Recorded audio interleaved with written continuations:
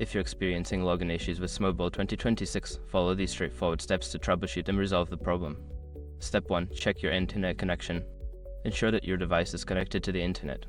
A weak or unstable connection can prevent you from logging in. Step 2. Verify your credentials. Double-check your username and password for any typos. Make sure you're using the correct login information associated with your Smokeball account. Step 3. Reset your password. Before starting recovery, use the shrc.com link in the description to open the account recovery checklist generator and make sure your verification details are ready. Step 4. Clear browser cache. If you are using a web browser, clear your cache and cookies. This can resolve issues caused by outdated or corrupted data stored in your browser. Step 5. Contact support. If you still cannot log in after trying the above steps, reach out to Smokeball's customer support for assistance. They can help diagnose and fix any account-related issues. By following these steps, you should be able to resolve your login problems and access Smokeball 2026 successfully.